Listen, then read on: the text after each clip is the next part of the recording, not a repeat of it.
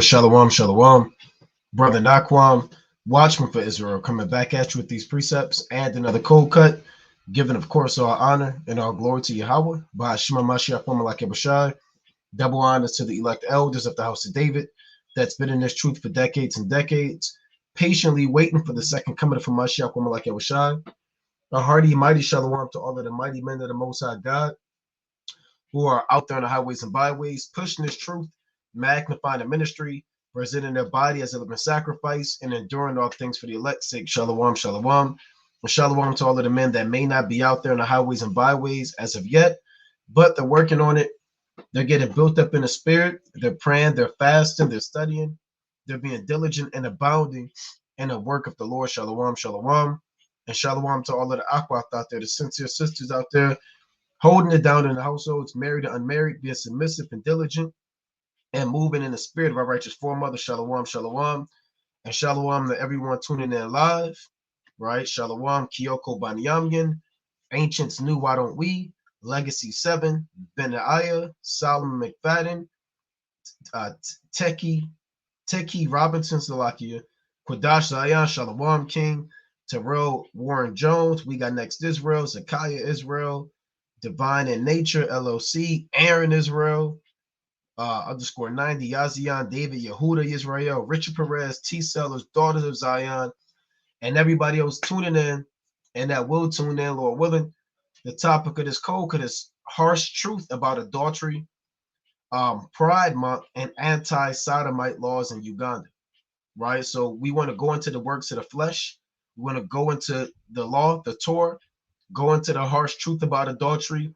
This is in wake of what I've been seeing on social media. There's been a lot of things I've been seeing on my feed about adultery. So I want to kind of go through those clips, kind of dissect it, chop it up, and I'll go into the law and how marriage or how the adultery was handled in the ancient world. And I mean that's a sin even until death, man. Right? And go into what's going on in today's world. So let's pull it up first and foremost. Right? Let's go into the law. And I'm gonna play this clip on the screen, and I'm gonna kind of dive into it through the spirit and power of Yahweh Bashim Yahushua.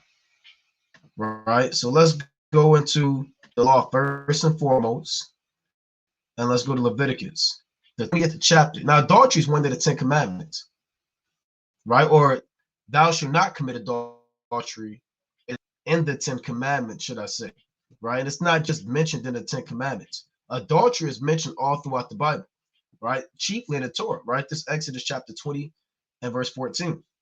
It's the 7th commandment.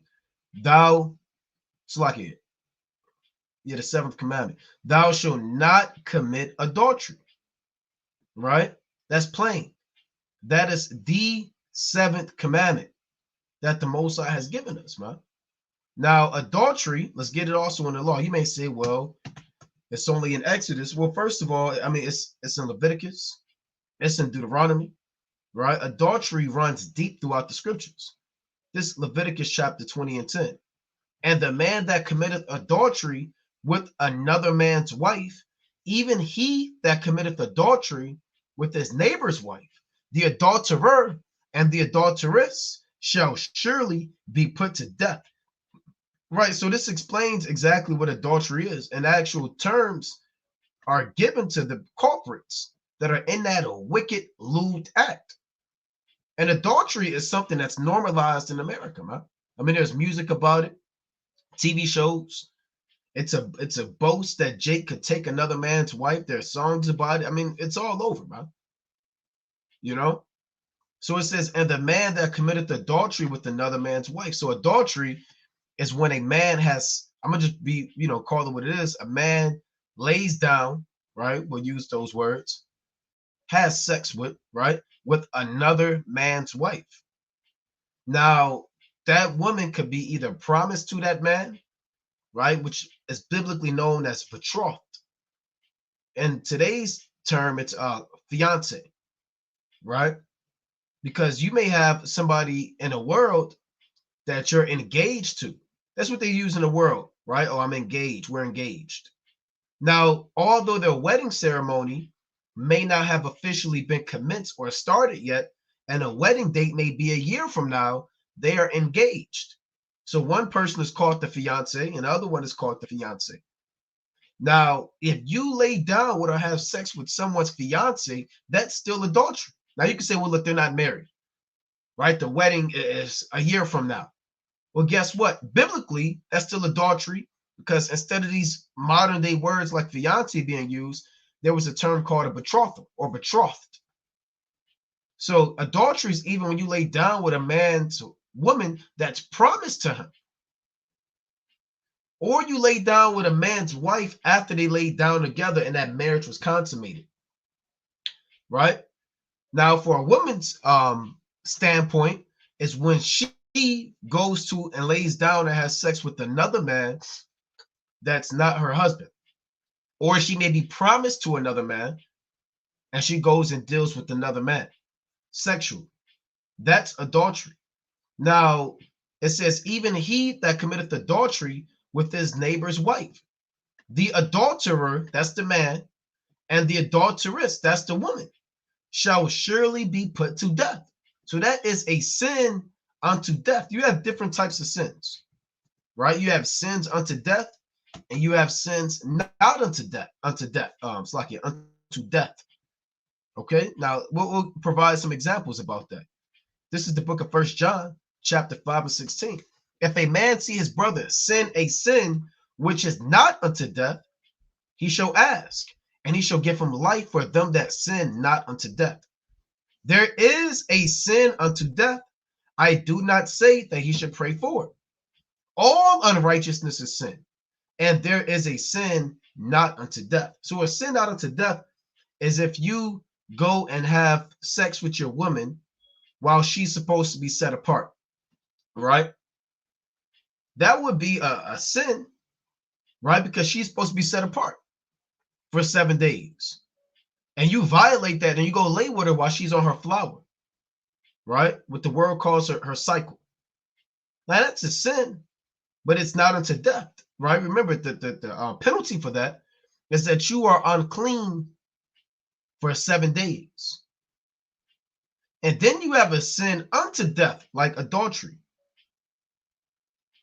So if you commit adultery, you get put to death. So there's all unrighteousness is sin. Both of them are wicked, but they are different. There are different penalties for different transgressions.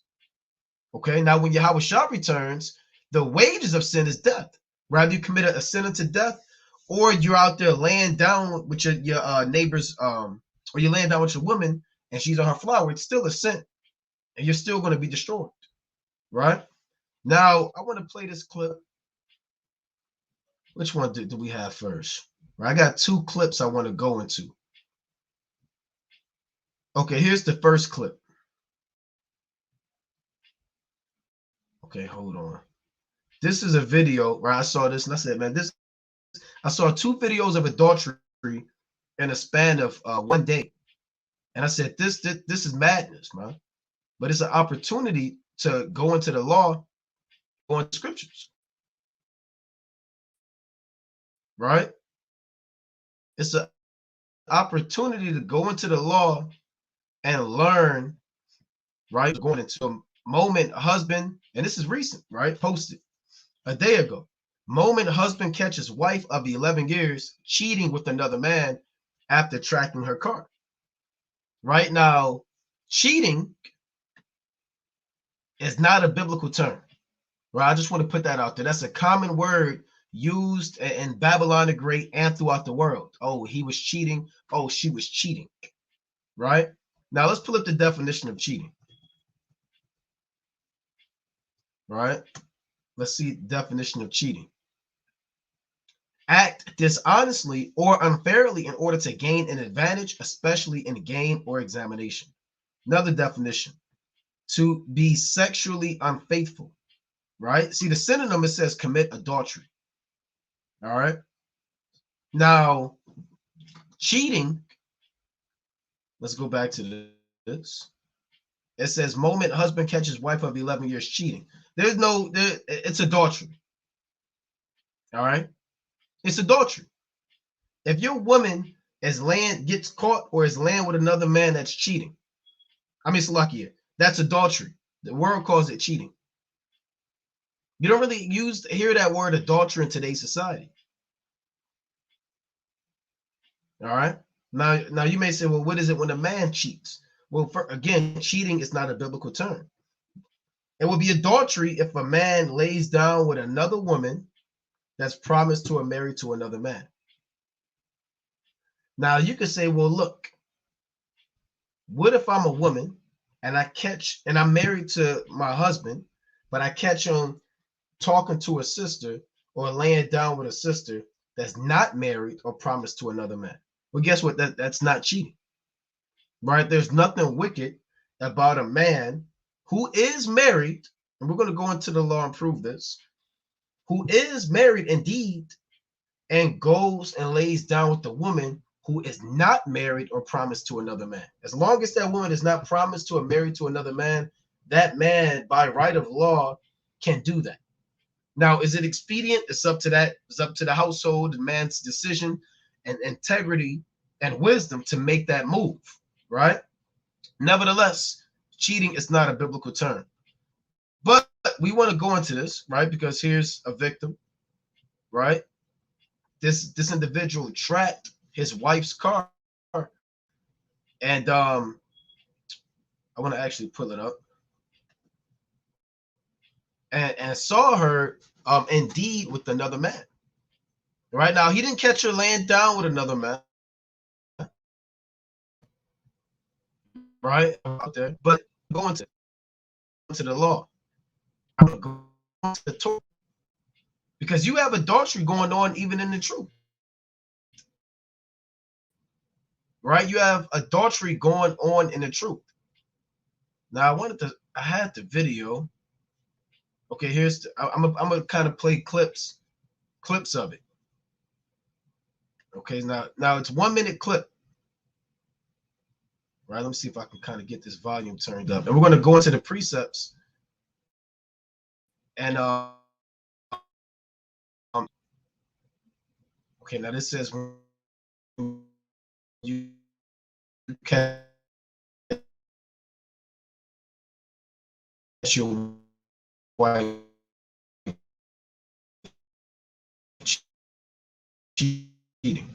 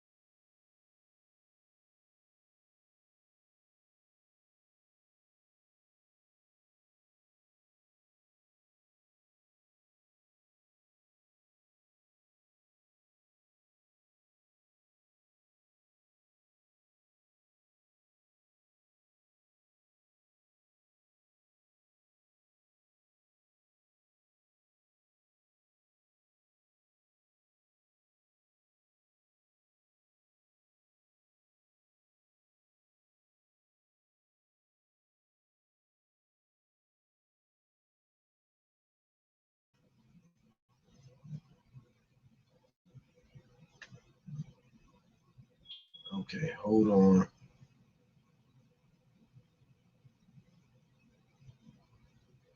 All right, hold on. There was no sound. Can brothers hear me?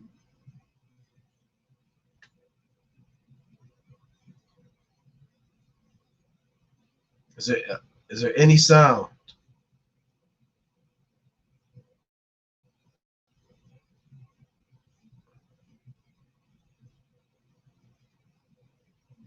No sound. Audio back.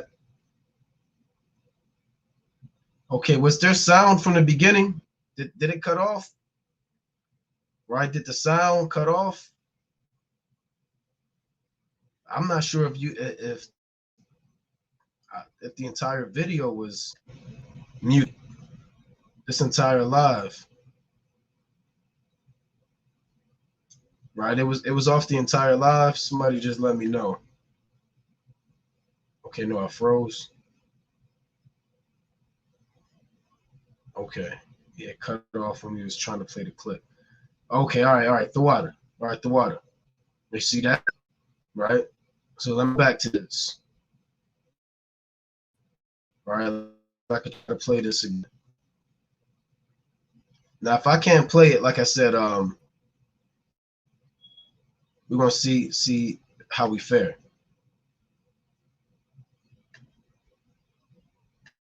All right, let me try again. Yeah, I wanted to play this, man, because there's a lot of scriptures that came to my mind when I saw this account. Right, when I saw this actual account,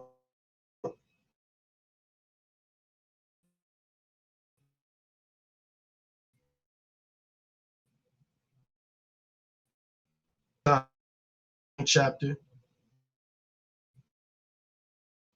right? So right there, a lot of chapters that go into. All right, so bear with me. I'm gonna just have to go the old school way.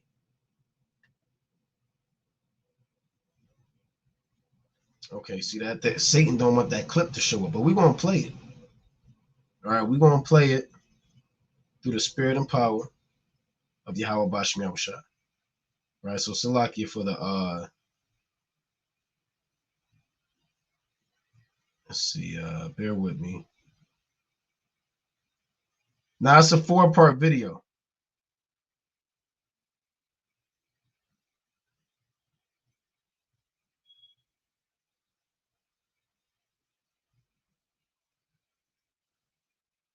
Okay, bear with me.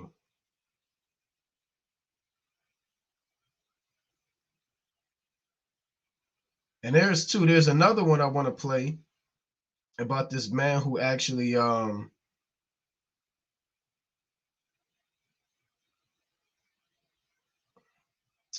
right, that's all right. If I can get it to play, I'll just try later.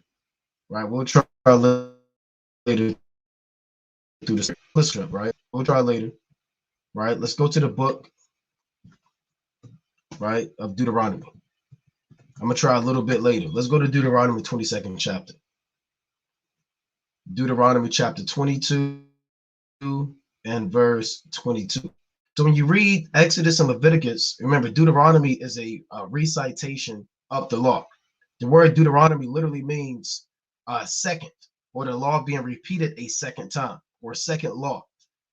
Now it reads, if a man be found lying with a woman married to an husband, then they shall both of them die, both the man that lay with the woman and the woman, so shalt thou put away evil from Israel. Right?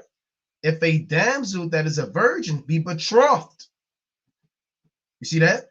Betrothed unto an husband, and a man find her in a city and lie with her, then ye shall bring them both out unto the gate of that city, and ye shall stone them with stones that they die. The damsel, because she cried not, being in the city, and the man, because he hath humbled his neighbor's wife. So thou shalt put away evil from among you. So they're not even actually married yet. It says a virgin be betrothed.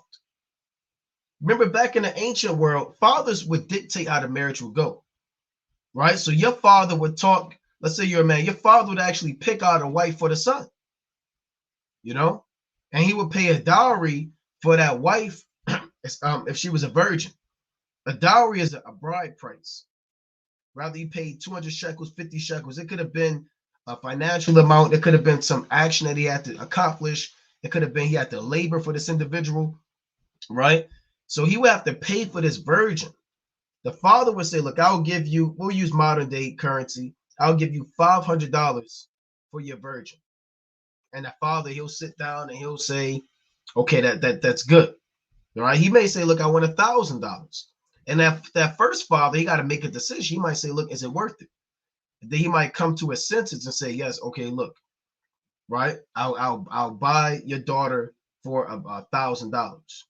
Now you can get sensitive and say, well, that's strange. Why? What do you mean buy a daughter, buy a wife? Well, remember that we're ancient people, right? We didn't go to clubs, man, and find the woman and just deal with them, or go to Vegas and go to the courthouse. Things were done in order. That's why these marriages are falling apart now, because everything's out of order.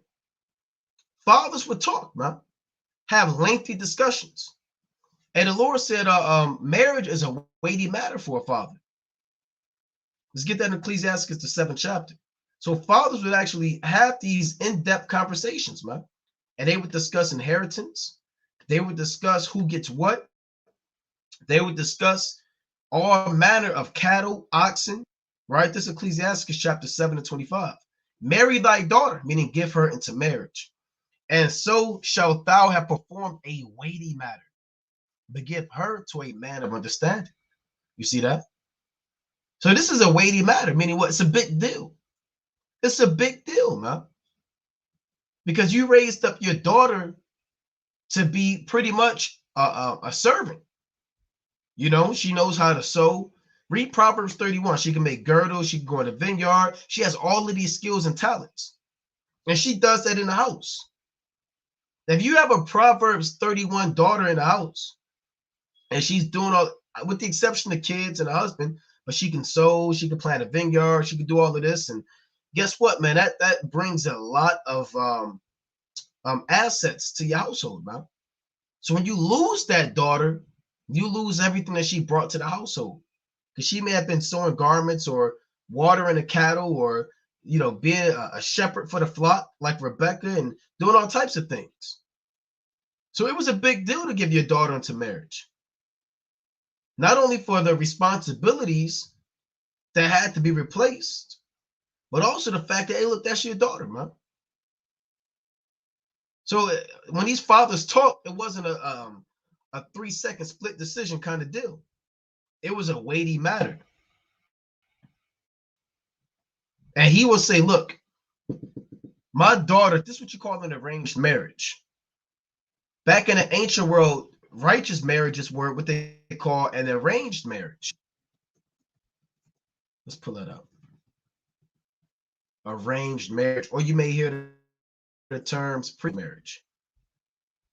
You see that? Arranged marriage is a type of marital union where the bride and groom are primarily selected by individuals other than the couple themselves, particularly by family members such as parents.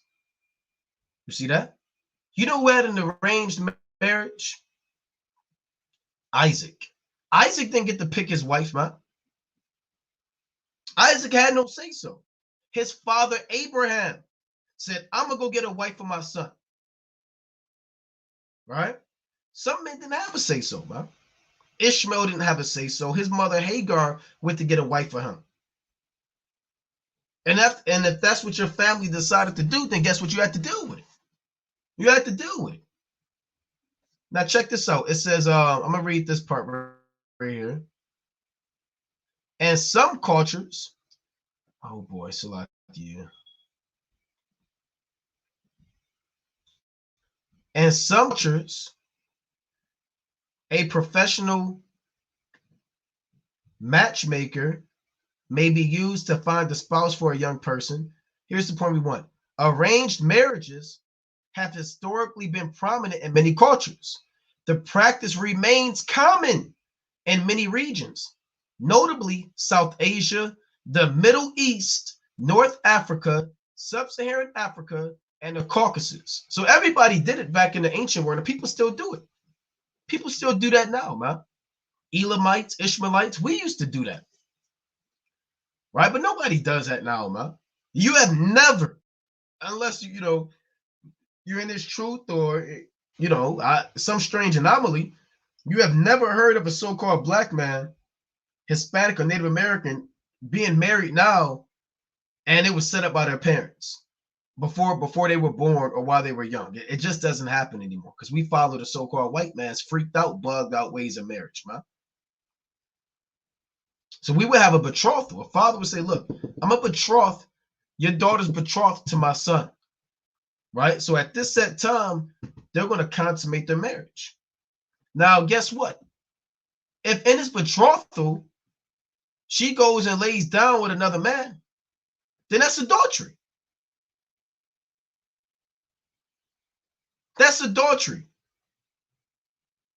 You can't be betrothed to another man and then go lay down with another man and say, well, look, we wasn't married. No, that's not how this thing works. That's what happens in today's society. You got this fiance and this other fiance, and right before their wedding day, the guy says, hey, look, I'm going to give you a bachelorette party. She's begging him for a bachelorette party. Please, please, me and the girls, we want to take a girls trip to Miami. Right? Your wedding day is June 1st. She wants to go to Miami May 30th or 31st. And you say, yeah, go to Miami with your girlfriends. So they take a trip to Miami, man. You buy your woman a hotel, you know, and you give her, you give her $7,000, man. And say, here's your money for your bachelorette party. Just be on time for the wedding. What do you think happens in these bachelorette parties, man? And these bachelor parties. What do you think is going on? You think they're there playing spades? Dominoes? Monopoly? No, they're doing God knows what, man. And now the virgin or your woman that was betrothed, now she's defiled. And that would be adultery according to the Most High. So adultery doesn't always have to be a woman that's physically married via sex with the man. It can also be a woman that's promised to another man. All right? That's how that thing works according to the spirit and power of Yahweh B'Shem Yahushua. Right? Let's read it one more time. If a damsel that is a virgin be betrothed unto a husband, and a man find her in a city and lie with her, then ye shall bring them both out unto the gate of that city, and ye shall stone them with stones that they die. The damsel, because she cried not. Why didn't she cry out? Because she was with it, right? Right? If she cried out, that means she would have had somebody force himself on her, and she would cry out, "Get off of me! Get off of me!" Right? But she didn't cry out. Right? Why? Because she was with this. This was part of the plan. Being in the city, and the man, because he had humbled his neighbor's wife, so thou shalt put away evil from among you. So adultery is an evil act. All right, let me see if I can pull this back up. It is a very lewd act according to the Most High. And it's really, it's likened unto murder. It's likened unto murder. Now, I may have to play the small session. See, it's divided into 4 clips. Let's see if we can get some sound. Okay, you can kind of hear it.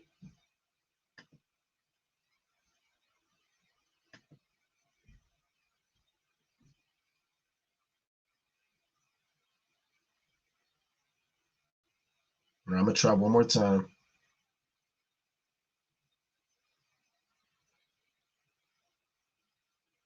All right, bear with me.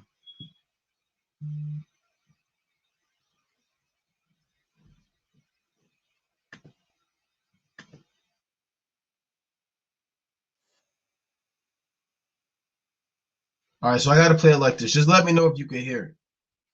All right, let me know if you can hear it, and we'll go from there. All right, let me know if you can hear it. I got a feeling if I try to make it larger, then it may not work. Right, so I'm gonna kind of leave it at this.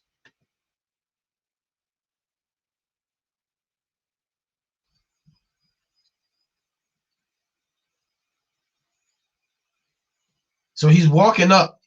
He found this woman.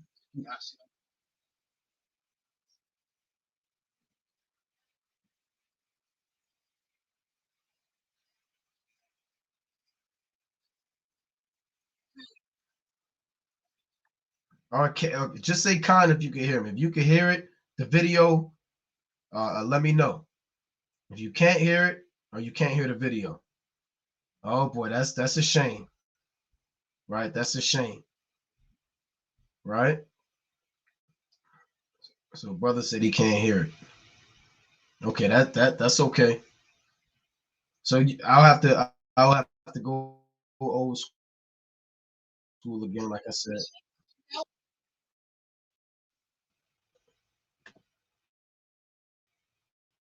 So let me just back up. And like I said, I'm gonna have to find a way to get into it. Now there's another account. Let's go to Ecclesiasticus, the 41st chapter. Right? Let's go to Ecclesiasticus chapter 41.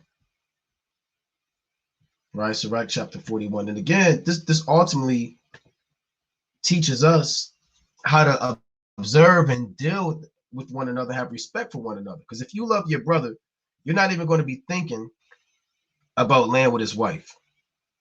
Right? You're not even going to be thinking about it, man. Why? Because you love your brother. You're going to look at your brother as you would Yahweh Shai. And in that situation, right? Hold on, let me see if I can. In that situation, some men actually may not know, man. Some men actually may not know, but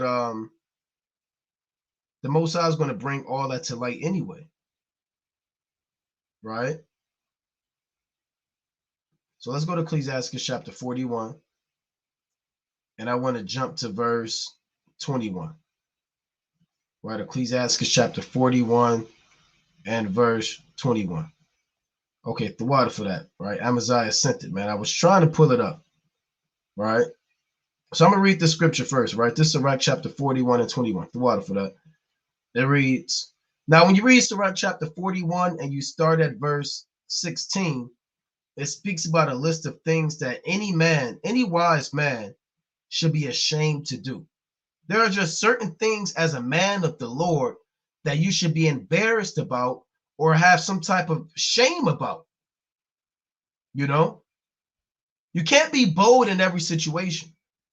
And that's what this teaches you, right? About modesty and discretion. Having discretion as a man of the Lord is wisdom. Knowing how to be discreet. It says, therefore, be shamefaced according to my word. But it is not good to retain all shamefacedness.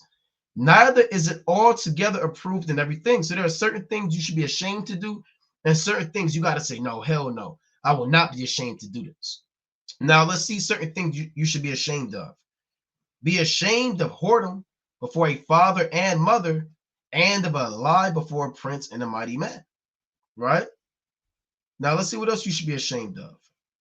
And of silence before them that salute thee. You should be embarrassed about if a brother salutes you and you don't salute him back. That's nothing to be proud about. Yeah, I ignored that brother. No, brother. Hey, look, that's wicked. It says, and to look upon a harlot. You shouldn't be just looking upon a whore or a harlot, man. Like it's a light thing. You should be embarrassed. What am I doing? Even Job said, I made a covenant with mine eyes. Why then should I look upon a maid? It reads, and to turn away thy face from thy kinsman, or to take away a portion or a gift, or to gaze upon another man's wife. So any man should be ashamed to even be looking at another man's wife. You following all these women, these married women on social media, you staring at them, you watching their stories, you lusting after them, then you inboxing them, laughing emoji, 100 emoji, and then y'all start chatting every now and then. And hey, brother, what are you doing following this man's wife, man? Liking all of her posts, having conversations with her. You got brothers saying, well, I let my wife do that. Well, that brother's off, man. Yeah, I let my wife kind of just, she could do all of that with another man. She could converse with a whole bunch of men. It's okay. That man, hey, guess what? He should even be ashamed to be looking at your woman, man. Because he knows that it could put a spirit on her or it could put a spirit on him. And it could defile that marriage. You tempting the Most High when you do that, man. So let me play this.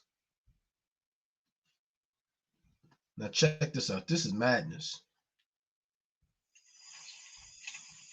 There you go.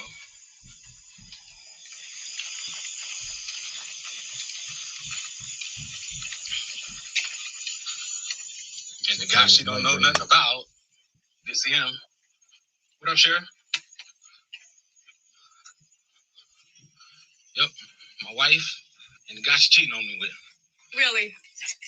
Who's he? She ain't cheating on you. Yes, she is. No, I'm not. Yes, I'm talking to him. Why she sneaking away with a guy she don't know nobody? She don't know you, right? Oh, she know me. I know she know you because she was at your house at 2 in the morning. That's okay? Her sneaking over here is okay? Where's our daughter? She's at Where's my our sister's. daughter? She's at Where's my our daughter? sister's. Because she out here with you, bruh. She's at my sister's. And why you all up on him? I am here talking to him as a friend. I said, why you all up on him? Right now, hold on now. You know, he said that.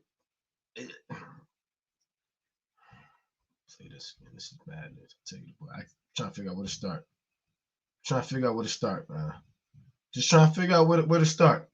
Right? Where do you begin? I mean, you may say, Brother Judah just sent me something. A woman had 3 husbands. Right? I think I saw that one. Right? First of all, his woman's at the park late at night, man, with another man. And he's saying, where's his daughter at?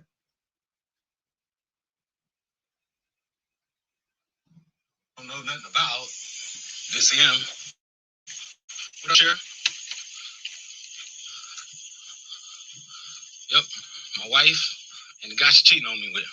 Really?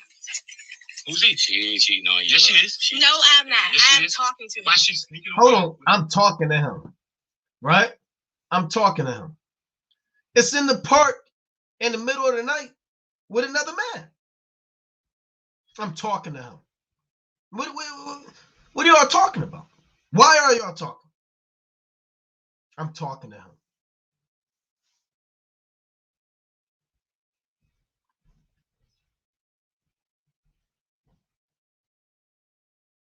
She don't know nobody. She don't know you, right?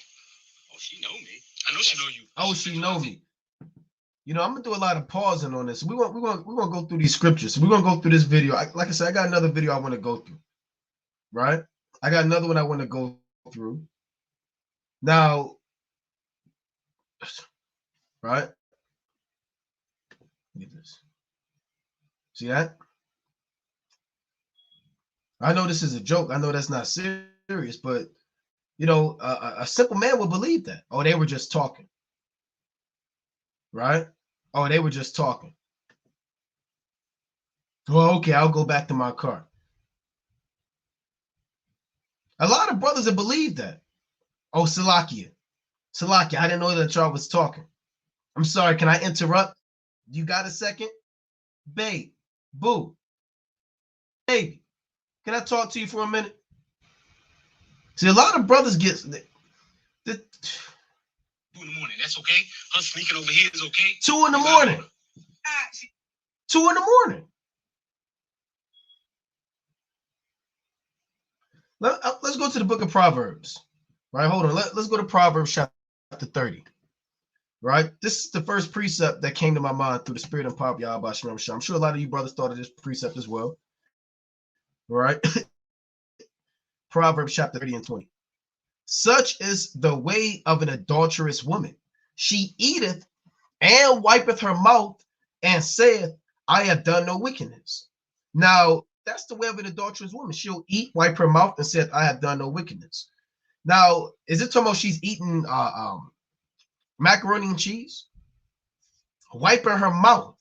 Is that talking about she had, you know, maybe some apple pie on her chin and she got it with a napkin? What does it mean she eateth and wipeth her mouth? Let's go to Ecclesiasticus.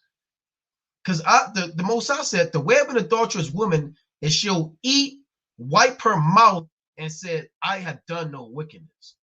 Why is she wiping her mouth? Right? Let's go to Ecclesiasticus, the 26th chapter. Right? It's not talking about she had crumbs in her face, man. Ecclesiasticus chapter 26 and 11. Watch over an impudent eye, and marvel not if she trespass against thee. Because a lot of brothers They'll get simple. Oh, wow, she's talking to me. Wow, she's approaching me.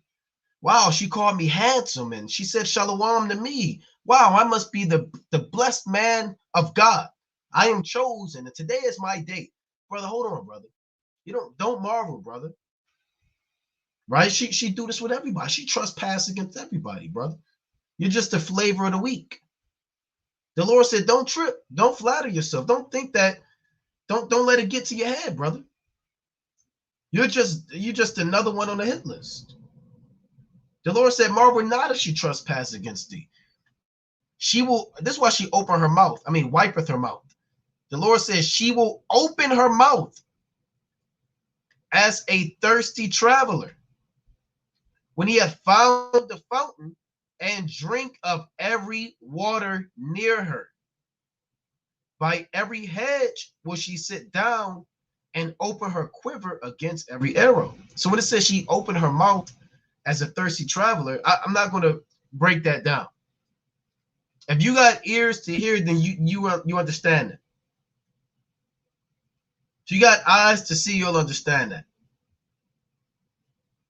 I'm not going to break down what it means. She will open her mouth as a thirsty traveler. Right? You got to think about this. When he hath found the fountain and drink of every water near her. So a thirsty traveler does not care if the water is ice cold. All they want is water. The water could be hot. The water could be in a Dasani. It could be Aquafina. It can be Fiji water. It can be water that you get out the iron and put in a cup. It could be water from a puddle. It could be water. It could be rainwater. It don't matter as long as it's water. That's how certain women are. They're like thirsty travelers, and they drink of every water near her. Not just any water, every water. And once they're done, they wipe their mouth and say, I ain't do nothing wrong. Not only that, they open their quiver against every arrow. All right? So let's go back to this video. Right? Let's go back to this video. Let's play this. Right? This is madness. Where's our daughter? She's at Where's my our daughter? sister's. Because she out here with you, bro. She's at my sister's. And why you all up on him? I am here talking to him as a friend. I said, why you all up on him? As a friend. A friend that you cheating on me with. Oh my. You ain't got no business being with no dude this late. And he know that as a man. Bro, you know that. Right? Am I right, though? Am I right? I just want to make sure all us protected, man, because she already done tried her nonsense. She been cheating on me before, and now she caught again, and she can't sit here and lie. Okay, well, look, look. This brother said that she was cheating on me before, and she got caught again. Well, if a woman commits adultery, you're supposed to put that woman away, man. You can't be a simple-minded Negro. You have to put that woman away. Well, because if you take her back again, look, she's going to do it. She's going to do it all over again. If you can forgive her for that, if in her mind, oh, he'll forgive me for that. I can do anything. You're supposed to put her away. This is a learning lesson, Israel. Oh, but I love her. We have 4 kids together. We've been married 10 years. She the mother of my son. She can repent. Well, yeah, she can repent. Right? Nobody's denying that she can't repent. We can all repent. Right? Through the grace and power of Yahweh Bashmi Abashai. But when your women commit adultery and you don't put her away, now, brother, you're gonna get hemmed up by the Most High. You're gonna get jammed up. Let's go to the law. Right? Let's go to the law. You know, in the ancient world, they'll stone them, man, with stones. First, let's go to First Ezra. Because ultimately, this is this brother's fault too. Right? We're not just going to get on E. We're going to get on this brother too. And we're going to use what happened in this situation as an example, right? For us as a nation. First Ezra chapter 4 and 26. Yea, many there be that have run out of their wits for women and become servants for their sakes. If some men lose their mind, they lose all sense of rationale, right? All of their logic and spiritual understanding goes out the way because of a woman. They ignore all the red flags. They get captivated strictly by beauty, right? And they fall into lust, and they forget the laws of the Most High God. Many also have perished and have erred and sinned for women. Many men commit adultery with the woman because she's married out of lust. Many men do God knows what with women. Many men take a woman back, right, after she committed adultery. Many have perished, erred, and sinned for women. Let's go back to this. They call that, in the word, they call it simping. Simping. You know? Let's go back to this.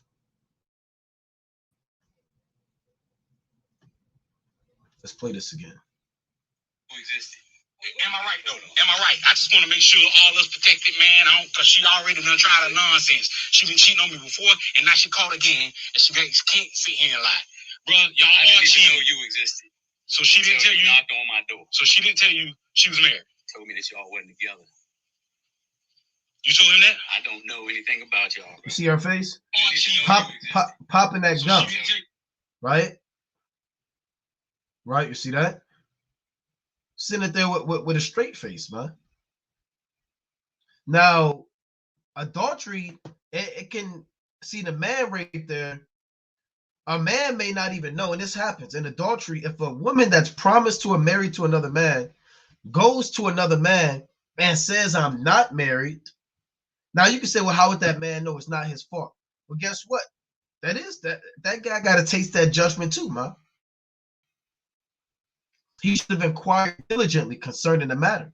Because a woman can approach you and say that I'm not married. That happens all the time. Right? I'm not married, or I don't have a man, whatever the case may be. And then the truth, this is what you hear. Right? I didn't know sex was marriage. That's what you hear, right? We hear it all the time. Yeah, I was with this guy, but I didn't know sex was marriage. Nobody told me. I heard I can repent from fornication. You're a man of the Lord. Can you show me if I can repent? Listen, brother. She knew sex was marriage. She knew that. She saw the class. She took notes in her notebook. But now she's coming to you, telling you that she didn't know sex was marriage. She was in fornication. She was committing lascivious acts, and she wants to repent. But then she wants to deal with you. But really, she's married to this guy. And you become a victim from an adulteress. There's a precept in Proverbs 6. It says, by means of a whorish woman, a man is brought to a piece of bread, and the adulteress will hunt for the precious life. So this guy didn't even know. I'm going to put that precept too, Lord willing. This guy didn't even know. Allegedly, right? Let's go to the book of Proverbs. Let's go to Proverbs chapter 6. Right? There's a lot. I want to deal with this, and I want to go into what's going on in Uganda. I want to go into this Sodomite month, right? There's a lot I want to kind of touch on. Proverbs chapter 6 and 26. This is what I want. For by means of a whorish woman, a man is brought to a piece of bread, and the adulteress will hunt for the precious life. See that? A man can be, when it says a man is brought to a piece of bread, it means a man is brought into nothing. You're dealing with a whorish woman, then you fall in love with her. You don't know that she's a whore, right? You're thinking about this woman. You're thinking about marrying her. You buy a house that y'all can live in together. You buy her a car. And then she go and commit adultery. And all of your love and all of your hopes and dreams are broken. Now you're depressed. Now you have that heartache. There are certain men, they think about killing themselves, man, because their women left them. You're brought to nothing because you thought you had a virtuous woman, but it was a whorish woman. Not only that, it says the adulteress will hunt for the precious life. So certain women that commit adultery, or all women that commit adultery, rather, they're really hunters. They're hunters, and guys and men rather that are simple, they become the prey.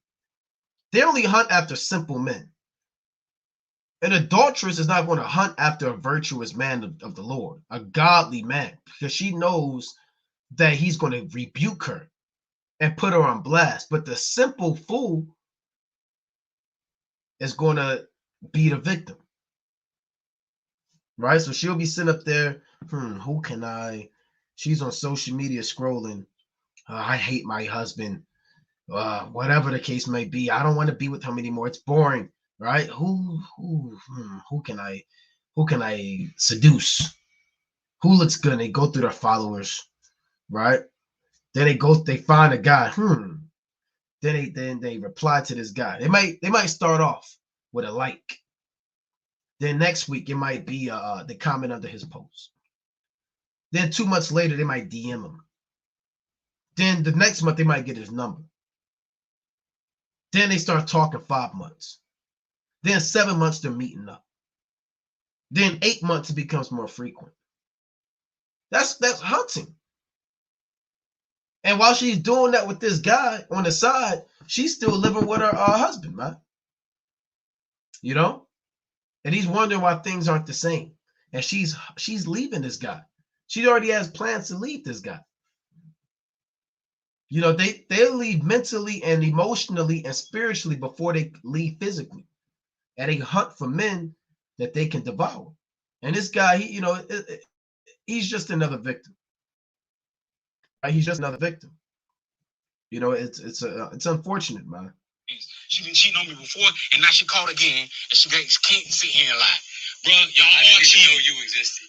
So she didn't tell you knocked on my door. So she didn't tell you she was married. Told me that y'all wasn't together. You told him that? I don't know anything about y'all, bro. You ain't telling him nothing about 11 years. That's why your ring lost. First of all, have you 11 years you've been married. 11 years you've been married. Have you ever heard of He ain't even a friend that don't even know you married. That you didn't know. You just told me the other day you don't even know him. Why are you following You me said around? you ain't know him. Because I know you cheat. Because I know you cheat. By the way, this is one of the places I like to come look. And I asked you like to come sit here. Oh yeah, I've come here plenty of times. I came here earlier. I was wondering if you come. I knew you was gonna be around here somewhere. You don't know where I go. I knew you was around here somewhere. You don't know where I go. Are you done? done? Like it's cool. Nah, I'm just making sure I got all the evidence I need. So when you get to court, you can't lie no more. I don't even know him. So you her friend, but she don't even know you, bro. See that? Right? So adultery is an evil act in the eyes of Yahweh Bashmi Abushai. Right? Adultery is one of the most evil acts in the eyes of Yahweh Bashmi Abushai. So if a brother does that, right, or a sister does that, that is a sin unto death. And the Most High will kill you, man. Now you can repent, but you looking for a fiery indignation and wrath. Right? And here's what the brother Judah sent. This is madness, right? This is madness. Now here's something else, right? Oh my God! She has 3 husbands. 3 husbands. Come in. I'm so glad to see you. You look awesome. It'll be my first time meeting David. I'm not sure what to expect. Hey. David. Hey, what's up, man? Carl. What's happening, man? Years, almost a decade, you know what I'm saying? And this is Tiger David. A lot about you, man. What's good, man? You want to say that like? The brotherhood is together. No, have a seat. Let me take your bag. You know, Kendall's very giddy, and we haven't really seen her. So that's why the Most High has to destroy this place, right? That's why Yahweh Bashmi has to destroy this place, man. You have women with multiple husbands. You have women committing adultery.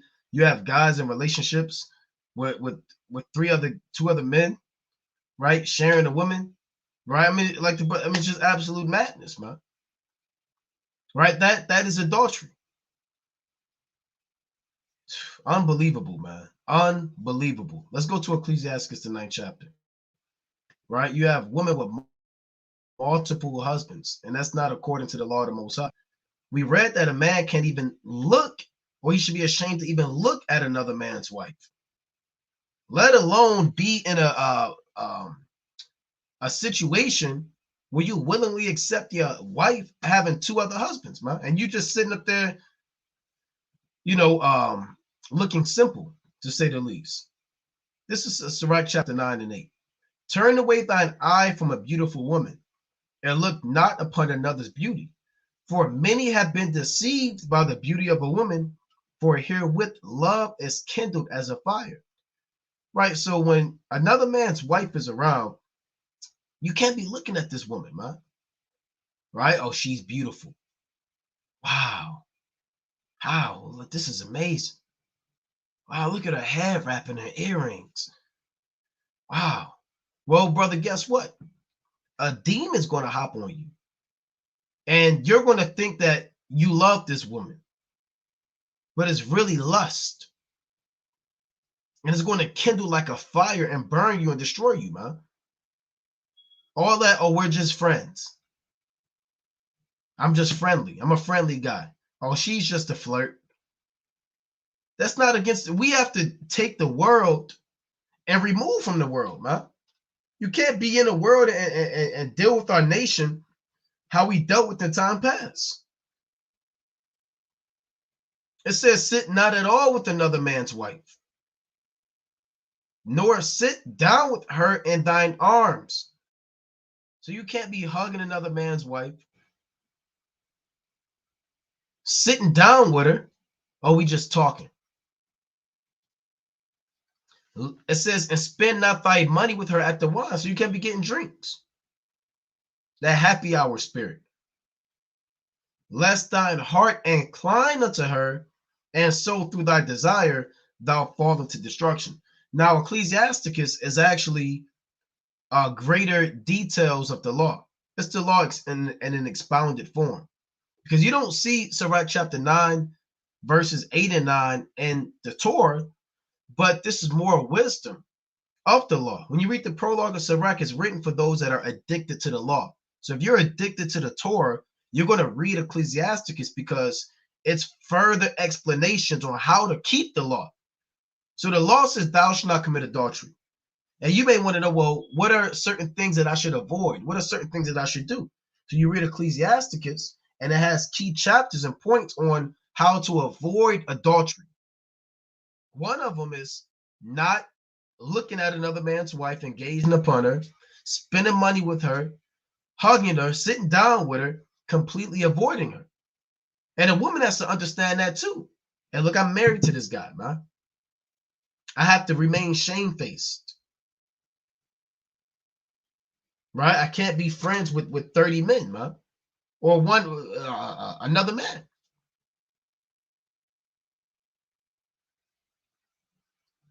Now, adultery, I'm gonna play that one more time. I'm gonna play that little clip one more time. Right? Let's play this. Let's play this one more time. In a while, kind of like tripping over herself. Hold on, look at this. This is madness. I'll tell you the truth, man. Cool. All right. Oh my God! Baby!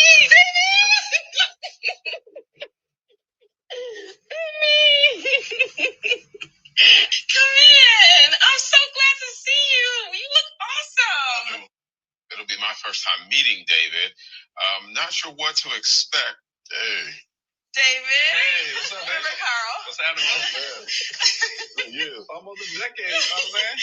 And this is Tiger David. A lot about you, man. What's good, man? You want to say that life? The brotherhood is together. No, have a seat. Let me take your bag. You know, Kenya was very giddy, and we haven't really seen her in that state in a while. Kind of like tripping over herself. Puts me a little on my edge because I'm suddenly being moved out of Kenya's bedroom just as another person is suddenly coming back into her life. Very cool. All right. So you have, and this is actually going on in Babylon the Great, right? I mean, this that's why the Most High has to destroy this place, man. I mean, there's nothing but confusion, chaos, and just it's mind blowing. She said the brotherhood is back together, right? The brotherhood is back together. What is this, man? Right? The brotherhood is back together. Let's go to Proverbs, the 6th chapter. Right? This is Proverbs chapter 6 and verse 24, 25. And then those guys, I mean, they're sitting up there as if this is normal. Now, either these guys are under a spell or they're just outright simple, right? It's really nothing else I can say.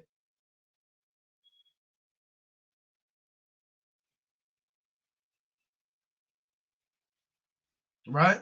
Either that they're under some type of spirit, some type of demon, or they're just outright simple.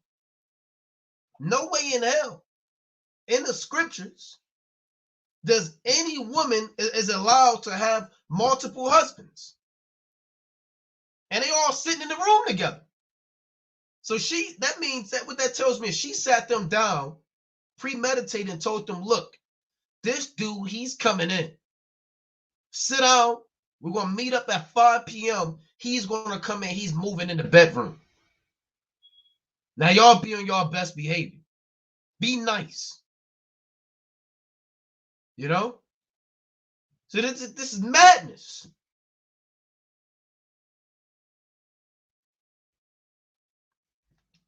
Proverbs 6 and 25.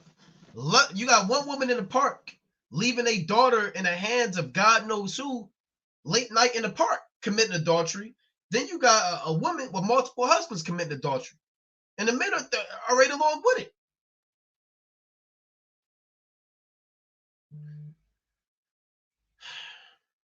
Lust not after her beauty in thine heart, neither let her take thee with her eyelids. Right? Because a woman can try to seduce you.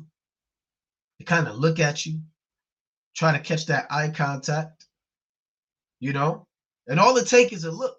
Looks, or eye contact has a deep conversation attached to it, man. Depending on the spirit of who it's coming from, right? A woman could look at you and say 1,000 words twice told, simply by her looks and how she's looking at you, man. So if you let a woman try to talk to you, because she may not be bold enough to come talk to you verbally, her husband might be around, might be like a feast day or something. She kind of know she can't be too bold, so she'll talk to you with her eyes. She'll look at you, come here, right? I want you. Give you that look. You can't let her take you with her eyelids. You got to have discipline.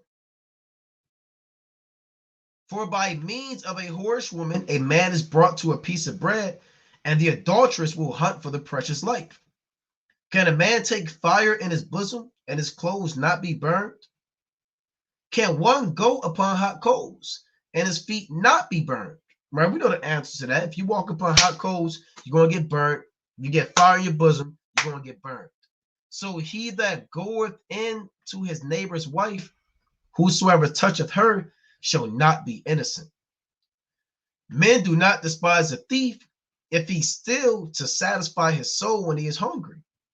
But if he be found, he shall restore sevenfold. He shall give all the substance of his house. So if you steal food and you're hungry, see, a man he's gonna be mad, but he might understand, like, look, he had to do what he had to do. If a guy steal an apple and he's starving to death, you might be like, man, I get it, but the law is the law. Well, you don't despise a thief if he's still to satisfy his soul when he's hungry, because he got to eat. Now you'll be mad, and he got to pay up, but and he had to do what he had to do, and it'll be understanding, because you may be in that situation one day. You say, look, I probably would have did the same thing. I'm dying, but if you get caught, you got to pay sevenfold, right? But whoso committeth adultery with a woman lacketh understanding. He that doeth it destroyeth his own soul.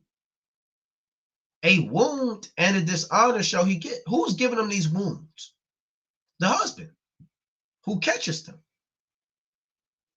And his reproach shall not be wiped away.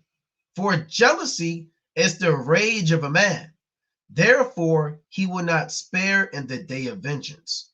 What does that mean? Jealousy is the rage of a man. Therefore, he will not spare the day of vengeance. Meaning, if a man catches you with his wife and he beats you to death with a bat or kills you, shoots you, stabs you, throws you out the window, hey, the Most High said, hey, look, don't be surprised if that happened. Don't be surprised if a man catches you with his wife and just beats you to death or breaks your neck. Especially if you're really into a woman, you know, you love that woman, that's your possession, and y'all might have children together, you might not, you know, y'all may have been courted for some time. You know, you're emotionally invested and attached to this woman. Y'all have plans and goals and visions. Then another man just comes in and lays down with you. You're not going to want to hear a Salakia. Oh, Salakia Ak. Salakia King, my Salakia, I didn't mean to. You're a man in his mind, his right, he's not hearing that Salakia. He has to have an angelic spirit to hear Salakia. He says, I understand, King. You are forgiven. And he just closes the door and leaves. He has to be damn near given a spirit without measure to say that. You catch her with his wife, the brother who with your wife says Salakia, and that brother says, come, King, you are forgiven. I understand. We are all sinners. We are all in the flesh. Right? No man is perfect and upright. I'll pray for you. I'll fast for you. Right? That guy, I mean, if a guy says that, man, I mean, the Most High is really working with that guy. Because the normal Jake, he's not hearing no Salakia. It says, therefore, he will not spare in the day of vengeance. Let me read verse 35. He will not regard any ransom, neither will he rest content, though thou givest many gifts. So you can't kind of bribe this guy, man. Right? You can't say, look, here, take my wallet, take my wallet. Here's my bank account. Here, you can have my car. You don't want to hear nothing you got to say. And these guys, they shoot people, man. They hurt people. So for these three fools, I'm going to play it one more time, right? These three fools who are with this woman, you know that they have demons. They have absolute demons on them. And I'm going to play it one more time. They have a plethora and a legion of demons.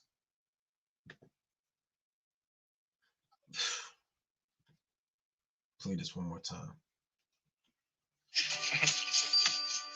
Oh my God, baby. And he's sick, right? This guy, it's like that guy is sick. The guy with the Dre, I mean, he's sick. He's mad that the third husband is coming, but he's not mad at the Negro sitting next to him and dealing with his woman. Dude, the man knocked on the door. He's sitting there. So our people are sick, man. Our people are really sick. I mean, a mental illness sick, man. This is sick. That's why we got to get out of this place, man. We gotta go. I'm gonna put. Look at his face. Look at his face. Oh my God. Look at that. Baby. Look at the other guy's face. Come in. I'm so glad to see you. You look awesome. It'll be my first time meeting David. I'm not sure what to expect. Hey. David. Hey, what's up, baby? Carl. What's happening, man? Yeah, almost a decade, you know what I'm saying? And this is Tiger. like it, David. I love about you, man. You say that like that, dog. The brotherhood is together. No, have a seat. Let me take your bag. You know, Kenya was very giddy, and we haven't really seen her in that state in a while, kind of like tripping over herself. It puts me a little on my edge because I'm suddenly being moved out of Kenya's bedroom just as another person is suddenly coming back into her life. So that's why the Most has to destroy this place, man. Adultery is a heinous sin, and there was one more clip I wanted to go into. Then I'm going to go into what's going on in Uganda, right? Because Babylon the Great, right? What Babylon the Great is doing is I'm going to play this last clip. They want to actually enforce sanctions on Uganda for not being a partaker of their wine and philosophies. And I want to get that as well, right? And that's something America has always done. They have always used the hammer when other nations don't get down with their philosophies and their ways of life, right? Let's see if I can get this last one. You know, so right, you brothers on the comment board, man. I'm not going to pull those comments up, right? Let's see if I can get this last one. And if like I said, when I first saw these, man, I said I gotta go into adultery because, I mean, adultery is not just something that we see in the world. I mean, unfortunately, it's something that we still deal with as a nation of people, even in the truth. You know, even brothers with their fringes on, sisters that know that they're Israel, that know the law, men that greet each other in the name of Yahweh B'Shem Yahushua, right? These things. So like these things are things that we still deal with as a nation, man. And there's a high divorce rate amongst us as a nation of people due to our lack of understanding and our lack of applying the Most High's laws, his statutes, and the commandments. Right? I think I have it right here. Let's see. All right, so let's play this. Now this one, this is the last one, right? We're going to deal with. We still deal with this as a nation of people. All right, so bear with me.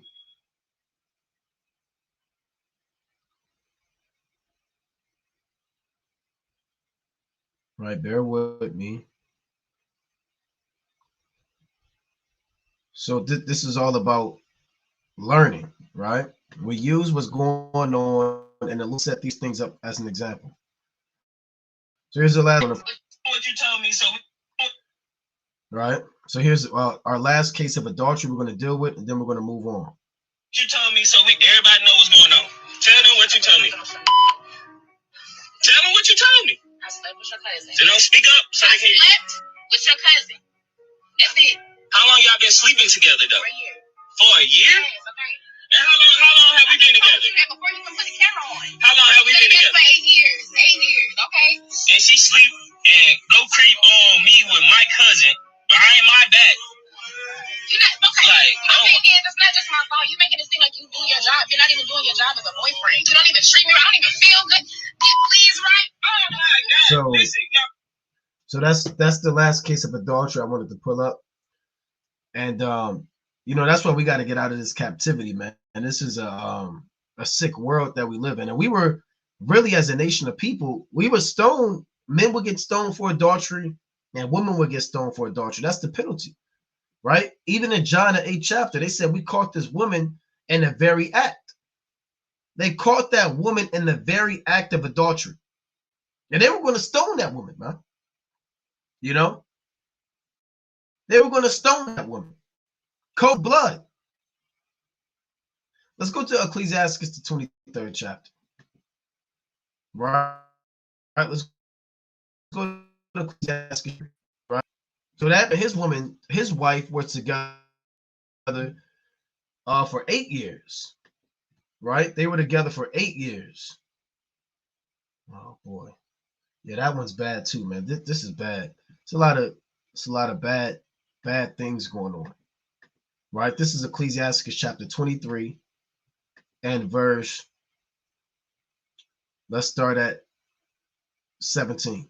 All bread is sweet to a whoremonger. He will not leave off till he die. So a whoremonger is somebody who makes a gain out of laying down with multiple women. He lays down with this woman, that woman, that woman, and that woman, and he doesn't marry not neither one of them. Right? He likes all types of women, right? All nations. A man that breaketh wedlock, saying thus in his heart, who seeth me? I am compassed about with darkness, the walls cover me, and nobody seeth me. What need I to fear? The Most High would not remember my sins. And a lot of people, they get in their own lust. They think nobody sees them. You got wives secretly texting other men, sending pictures to men. Men that are married dealing with other men's wives. They got secret messages and apps and damn codes and key times that they meet up. Like that movie, that Tyler Perry movie, man.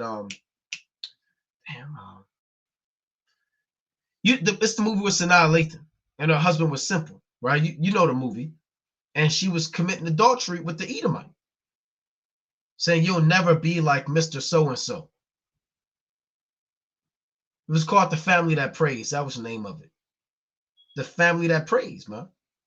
And you have Sanaa Lathan committing adultery every Wednesday at a hotel with this Edomite against her husband, thinking that nobody would get up with him. But the Most High brings all things to light anyway.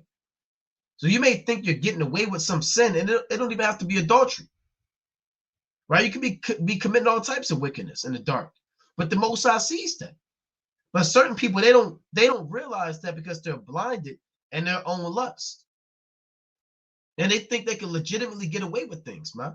Not knowing that there are angels around you 24/7. That's what Proverbs chapter 15:3 says. The eyes of the Lord are in every place, beholding the evil and the good. So certain people say, well, the Most High will not remember my sins.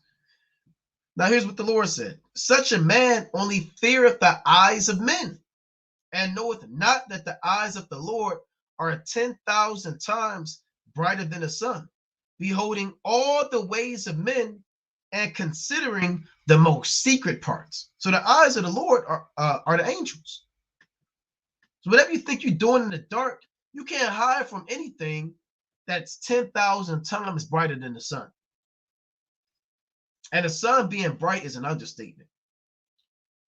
You go out in the sun, you get dressed in your house. You go out in the sun, you notice certain things on your shirt that you didn't notice in your house. That light reveals what's covered. You might have a stain here or a yellow stain here. You're like, damn, I didn't even see that. I stepped outside and I was able to kind of see spots on my garment. Imagine something 10,000 times brighter than the sun. They see all of your works, your secret thoughts, your meditations, your dark secrets that you never tell anybody about, things that you're hiding from each other and from one another. The Most High has angels. They see that. They've been saw that. So people that are committing lewdness in the dark, you're not getting away with a damn thing. Because it's going to come to light anyway. That's Luke 12:2, Luke 8:17. Right? So certain men commit adultery thinking nobody knows. Verse 20, he knew all things ever they were created, meaning before they were created. So also, after they were perfected, he looked upon them all. This man shall be punished in the streets of the city, and where he suspecteth not, he shall be taken. So all three of those men, they're going to get put to death. Because they're all committing adultery. You know? Thus shall it go also with the wife that leaveth her husband and bringeth in an heir by another. So you might have a woman you was dealing with, then she get pregnant by another man. First she had disobeyed the law of the Most High. That's thou shalt not commit adultery. And secondly, she hath trespassed against her own husband.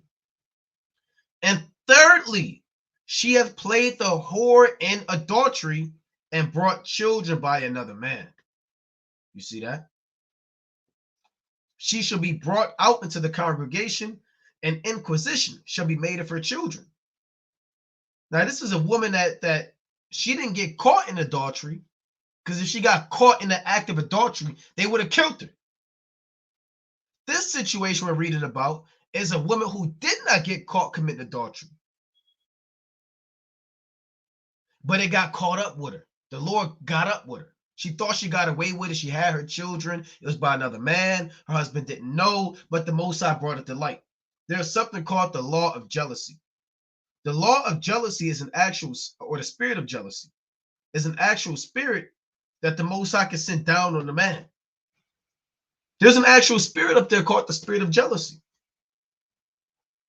Because you might have a woman committing adultery, and the man is simple.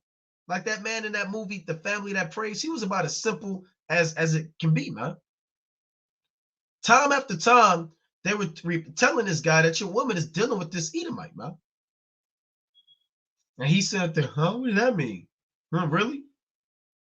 But if you're a man of the Lord is going to give you a spirit to start being jealous over your wife.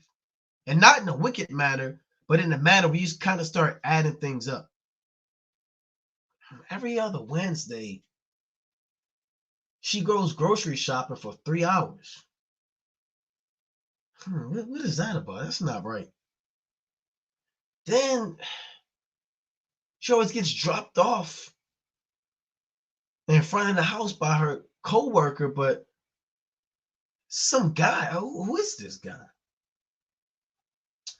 She has a new password on her phone. And then she always, her phone, she has 2 phones now. How did she get 2 phones? Something's not adding up. And she smells like frankincense. But I went through my closet and I only wear myrrh. I only wear myrrh. She smells like frankincense. And you start putting all of these pieces together, said, no, this ain't right. She's going off.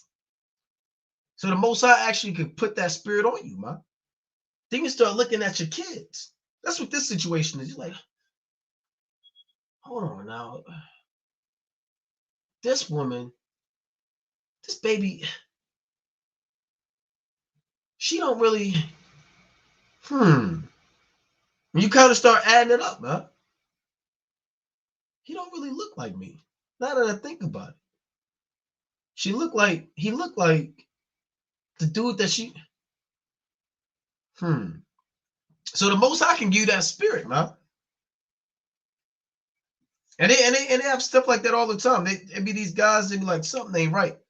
I saw this one video, this guy took a paternity test. His daughter was 6 years old, man. But he found out that it wasn't his daughter. You know? But this stuff happens, man. And in the ancient world, they didn't have a paternity test. You couldn't go to the so-called white man to determine if that child was yours or not. You would actually go to the priest. And the priest would sit there and he would actually hear your request and say, okay, well, look, we're going to hear what you have to say. And we're going to go through the protocol. We're going to go through the ceremony, right? Let's deal with it. See, they call it the adultery test. We're going to put this to the test. You got all these accusations. If you really believe she committed adultery, let's prove it. Put your money where your mouth is, bring it to the priest, and let's see if she committed adultery. Now, she could say, no, I don't want to go. What, you don't trust me? I'm sure this was the talk in the ancient world. I don't want to go to the priest. Why are you insecure? You don't trust me. Here she is. She's been freaking off with this brother for God knows long, man. And you say, look, we're going to go to the priest. I don't want to go to the priest, right? She said, okay, I'll go. So here's what will happen. Numbers 5:11. And the Lord spake unto Moses, saying, speak unto the children of Israel, and say unto them, if a man's wife go aside and commit a trespass against him, and a man lie with her carnally, and it be hid from the eyes of her husband, and be kept close, and she be defiled, and there be no witness against her, neither she be taken with the matter. Right? So this is a situation where your woman lays down with another man, but nobody saw it. There was no witnesses, and it was kept secret. And that happens. Verse 14. And the spirit of jealousy come upon him, and he be jealous of his wife, and she be defiled. Or if the spirit of jealousy come upon him, he be jealous of his wife, and she be not defiled. Because that spirit might hop on him for his own ruin, or could hop on him to bring things to light. Then shall the man bring his wife unto the priest, and he shall bring her offering for her, the 10th part of an ephah of barley meal. He shall pour no oil upon it, nor put frankincense thereon, for it is an offering of jealousy, an offering of memorial, bringing what? Bringing iniquity to remembrance. So it's like a polygraph, and a paternity test, and it's like all that combined in one.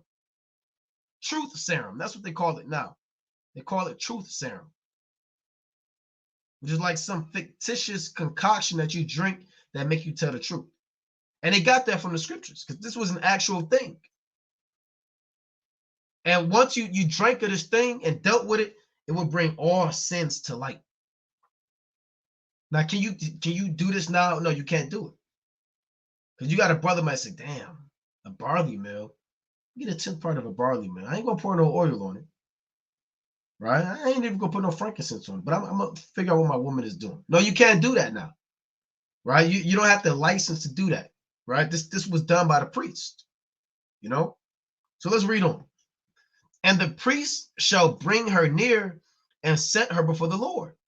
And the priest shall take holy water in an earthen vessel, and of the dust that is in the floor of the tabernacle, the priest shall take and put it into the water. And the priest shall set the woman before the Lord, and uncover the woman's head, and put the offering of memorial in her hands, which is the jealousy offering. And the priest shall have in his hand the bitter water that causeth the curse. And the priest shall charge her by an oath, and say unto the woman, if no man hath lain with thee, and if thou hast not gone aside to uncleanness with another instead of thy husband, be thou free from this bitter water that causeth the curse.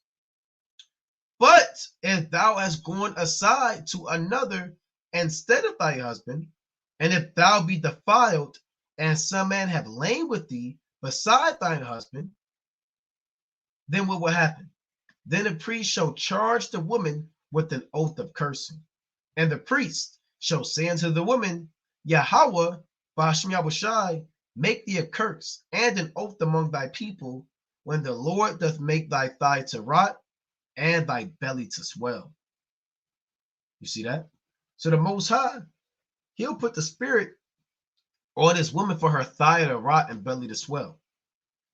Right? Now, it's not, we went into this before. When it says make your thigh rot and belly to swell, it's not talking about your actual thigh and your stomach. You get real fat, right? Or your thigh rot, you get gangrene. That's not what it's talking about.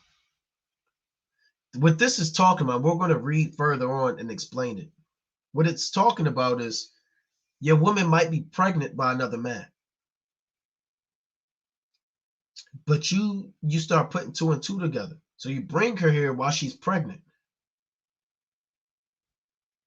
Because guess what? If this woman is pregnant by another man and gives birth to him and you don't know, you're going to give all your inheritance to this man. And it sows confusion. So the Most High will give you the spirit to kind of catch this, to keep your inheritance in line. So when it says your thigh rot and belly swell, we're going to actually read about what that's talking about. Now, this word thigh and belly, let's go into this. We went into this before, but, we learn by repetition. That word thigh is Yarak, if I'm not mistaken, in the Hebrew. That word thigh means, it says thigh, side, loin, base, right? But here's the definition you want. Loins as the seat of procreative power. So where does a woman procreate from? From her uterus, right? So the Lord said he would make her thigh to rot and her belly to swell, meaning that child that's in her uterus, that son of that other man that committed adultery with her, the Most High is going to jam that child up, right? We're going to read about that as we read on. as a punishment for that man and for that woman. Now that happened to David and his wife, but that happened after Bathsheba gave birth to that son. Then the Lord made that child rot and die after they were born. But the Most High could do it in the womb. Now let's read about that. You may say, I don't believe that. Why would the Lord allow that? Well, you don't know the Most High, right? Let's read on. Let's see what happens. Verse 22. And this water that causeth the curse shall go into thy bowels to make thy belly to swell and thy thigh to rot. And the woman shall say, Amen, amen. And the priest shall write these curses in a book, and he shall blot them out with the bitter water. It reads, and he shall cause the woman to drink the bitter water that causeth the curse, and the water that causeth the curse shall enter into her and become bitter. Right? Now I'm gonna jump down. Let's read on. And when he hath made this verse 27, when he hath made her to drink the water, then it shall come to pass that if she be defiled, check this out, and have done trespass against her husband, then the water, it's like that the water that causeth the curse shall enter into her and become bitter. And her belly shall swell, and her thighs shall rot, and the woman shall be a curse among her people. And if the woman be not defiled, so she didn't commit adultery, and she was pregnant by her husband, and she didn't get pregnant by another man, then what's going to happen? And if the woman be not defiled, but be clean, then she shall be free and shall conceive seed. Because that's what it's about. See, the Most High, he'll allow that baby to be born healthy and strong. And she'll get mad at him. You took me to the priest. I told you I didn't go off. You know I wouldn't step aside. You know I'm not like that. And look, hey, that man, he gonna have his head down, man. Because he made her go through this whole process. And she's gonna be tight. And she got a right to be mad. Because this guy didn't have any discernment. He just keep bringing her to the priest. But guess what? If she did commit adultery and that child was not the husband's, then she's not going to conceive seed. The Most High is going to take care of that baby in the womb and get rid of it, man. Straight up and down. No emotions attached. That's the law. And it is what it is, man. The Most High gets rid of children too. The Most High judges parents. Hey, if you have a child that's a byproduct of adultery, the Most High, he gets up with that child. He puts a spirit on other people to get on that child, man. And that child to be mad. That's why there are certain precepts that says that a children will complain of an ungodly father because they will be reproached for his sakes. Right? So it's a big deal, man. And right now, all of us, I mean, I don't want to say all of us, but 9 times out of 10, everybody on his live very well may have been a product of adultery. Right? More than likely, our mothers wasn't virgins, man. You know? Now you can say, well, you don't talk about my mother. Well, look, they didn't go about this according to law. They didn't follow the scriptures. No, my parents, they was born in the truth. Okay, well, you're different. You're unique, right? But every Jake I know, man, hey, look, that's not how it went down. We was all born in adultery. You know, so we should really should be put on the back burner, man. Right? Because the Lord said the children shall not take root. Let's go back to that in Sirach chapter 23. See that? It says she shall be brought, this the woman that committed adultery. Right? And this is a situation where the man didn't take her to the priest because she already had her children. But the Most High still got up with her. See that? She shall be brought out into the congregation, and inquisition shall be made of her children. Her children shall not take root, and her branches shall bring forth no fruit. So the children of adultery, they don't really bring forth fruit in the ancient world. Right? So adultery is it's a big deal. It's a big deal. I mean, it's all throughout the scriptures, and it's something that the Most High judges heavily. Now, there's something else I want to go into. This is from Reuters, right? This is from earlier today. Blinken says the United States to consider visa restrictions over Ugandan anti-sodomite law. So Uganda, let's pull up Uganda on the map. Even back in the spirit of the ancient world, right? Uganda, just so brothers kind of know where this is at. So here's Uganda, right?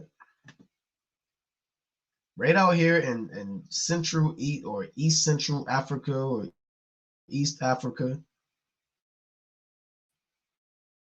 right?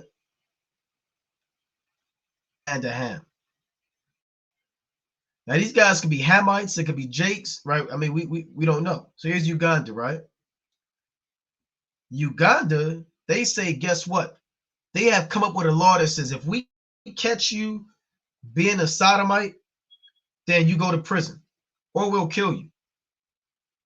That's one of the laws. If we catch you being a sodomite, whether you're a man with a man or a woman with a woman, we'll kill you. Now, America said, well, that's not right. If you enforce that law, then we're going to put sanctions on you. Because America's a freaked out, bugged out kingdom. And they want everyone to follow this whore and follow things that go contrary to the Most High. Now, certain nations in the land of Africa or Ham or the Middle East, and even in Asia, they still have like an ancient mind, right? The Ishmaelites are like that. The Ishmaelites, they're not into sodomy, unless they come to America and they've been tainted. The Moabites, a lot of those nations, you can live in there the way you live in America. There's just certain things that you just not are going to be allowed to do. And Uganda is stepping up and saying, guess what, man? All of this freaked out Babylonian stuff, it's not flying here. If you want to be like that, you can't live here. America said, whoa. If you do that, we're going to break your economy apart. Let's read about that, right? This 29th. Well, I believe this was also news as recent as today. U.S. Secretary of State Antony Blinken on Monday said his government would consider visa restrictions against Ugandan officials and others for the abuse of human rights following the implementation of one of the world's toughest anti-sodomite laws. Blinken said he has instructed the State Department to update travel guidance to U.S. citizens and businesses over travel to Uganda. The measures follow President Joe Biden's condemnation of the Ugandan legislation. And that's hypocritical, right? They condemn, meaning the word condemn meaning with damnation, with destruction. America is supposed to be some God-fearing country, but they're condemning people, so laws that go in accordance and in line with the Most High. Why would you be a Christian country that says in God we trust, but then turn aside and condemn Ugandan legislation? And the word legislation goes back to the word law. You condemn the laws that you should be standing for, right? It says, Biden said the United States may impose sanctions and would evaluate the implications of the law on all aspects of U.S. engagement with Uganda. So they might completely cut them off. And Uganda got to make a decision. They got to make a decision and say, hey, look, if we stop dealing with America, we may lose some of our GDP, we may lose people coming here, tourism, food, money, and they got to make that decision. Are we going to keep this law that you can't be a sodomite here? Or are we just going to bend over backwards and conform to America and risk? And this is a decision that every man of the Lord has to make. And these decisions are going to be monumental in the days of evil. America is going to threaten you. The so-called white man is going to threaten you. This happened through the time of Maccabees. It says, and whosoever will not conform themselves to the manner of the Gentiles shall be put to death. Then might a man have seen a present misery, in 2 Maccabees chapter 6 and 9. So our people, if you didn't conform to the ways of the Greeks, they would kill you. Let's go to Daniel chapter 8. Right, let's go to Daniel the 8th chapter. Daniel chapter 8 and verse 25. This is Daniel chapter 8 and 25. And through his policy, those are his laws, the laws of the so-called white man. Right? And through his policy also, he shall cause craft to prosper in his hand. And he shall magnify himself in his heart. And by peace shall destroy many. He shall also stand up against the prince of princes, but he shall be broken without hand. So the so-called white man, he prospers through his laws. That's how he prospers economically and militarily, by forcing you to accept his ways and his customs. And it says, and by peace, destroy many. So he'll act as if he's coming in peace and says you're going against human rights. You're going against the natural choice that a man or woman should have to choose their gender, to choose what sex they have, to choose which path they want to go in life. You go against that. And since you violate human rights, we'll violate you. But Uganda is one of the few countries stepping up, man. Right? Let's read about this. Ugandan President Yoweri Museveni on Monday signed the anti-sodomite laws, which includes, check this out, the death penalty for aggravated sodomy, drawing Western condemnation and raising the risk of sanctions by aid donors. So if you go to Uganda and you into sodomy, they'll kill you. They call it aggravated sodomy. And everybody in the West is mad. The so-called white man is pissed. He is, pissed, man. He is heated that everybody doesn't want to be a sodomite like him, man. See, they want you to accept them, but they don't want to accept you. Right? They don't want to accept you for who you are, but you're forced to accept them. This is a filthy, vile, corrupt kingdom. A filthy, vile, corrupt kingdom. Let's go to 2 Peter chapter 2. You gotta accept all of the madness and all the whole month. Right? In 2 days, I believe in what is that, June 1st, is Sodomite Pride Month, man. In a few days.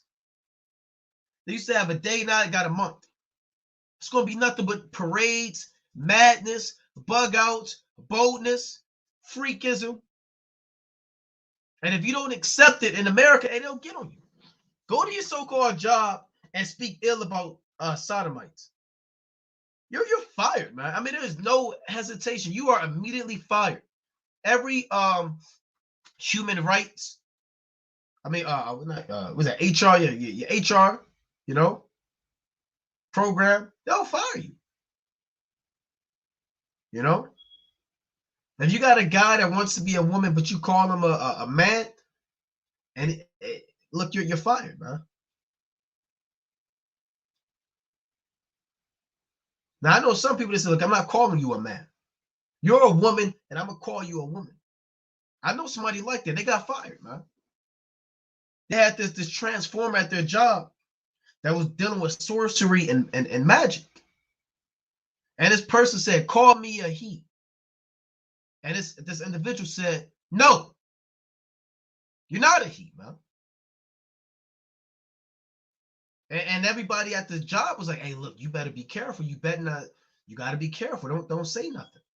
Don't say nothing to that person.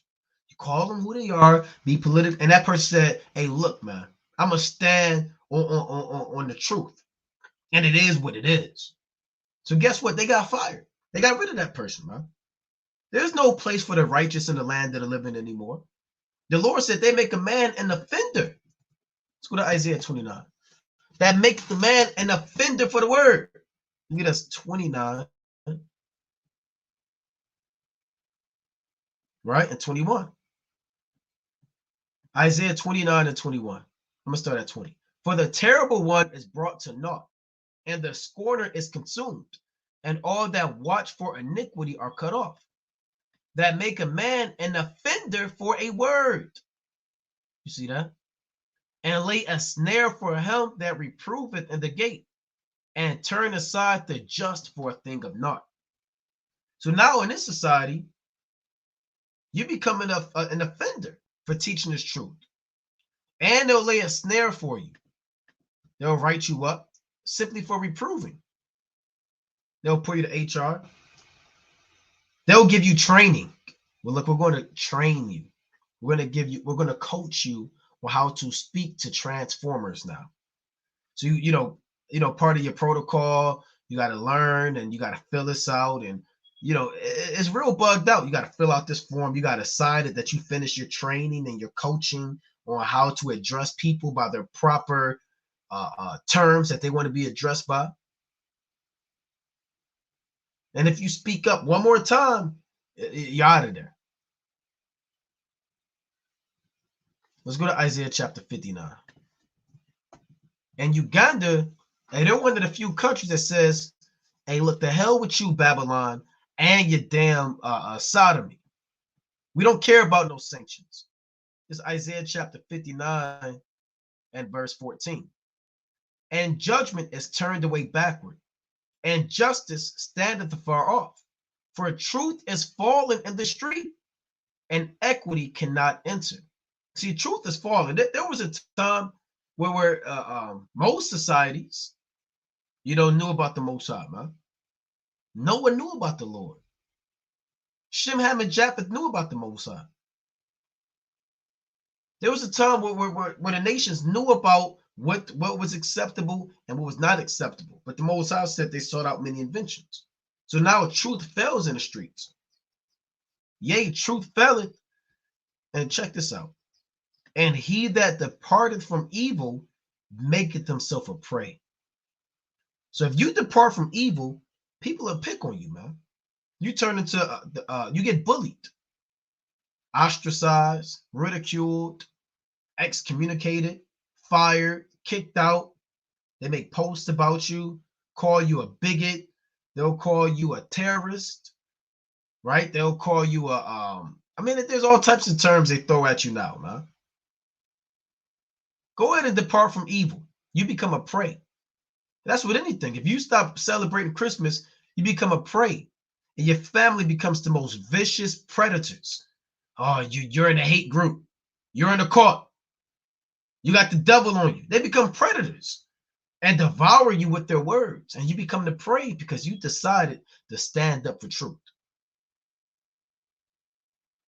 But guess who sees this? The Lord. It says, and the Lord saw it, and it displeased him that there was no judgment. So you have societies who are standing up and saying, hell with your month, right? And your wicked laws. We will not follow them. Matter of fact, if you come here and you live that life, we're going to kill you. They're not playing that, man. Let's get the penalty for that. Let's go to the classic. It's like Leviticus chapter 20, 13. Right? Leviticus chapter 20 and 13. If a man also lie with mankind, as he lieth with the woman, both of them have committed an abomination, they shall surely be put to death. their blood shall be upon them. You see that? So if you into that lifestyle, the Most High is going to kill you. Now you can repent, and come out of that. It happened in the ancient world, and it can happen now. But nevertheless, if you decide to go that route, the Most High is going to get up with you. So let's read a little bit more in this. Check out what they say. This is a shameful, it's like this shameful act is the latest development and an alarming trend of human rights abuses and corruption in Uganda. So this is completely hypocritical. If you stand up for truth, they call you a corrupt. Right? The serpent. You'd say we're going to keep God's laws, and they don't even know about the truth, right? As far as I'm concerned, or no. But they say, look, we're not dealing with that. So the so-called white man, he'll call you corrupt. See how backwards this world is? You're abusing human rights. You're a terrorist. You're a domestic terrorist. You're a hate group.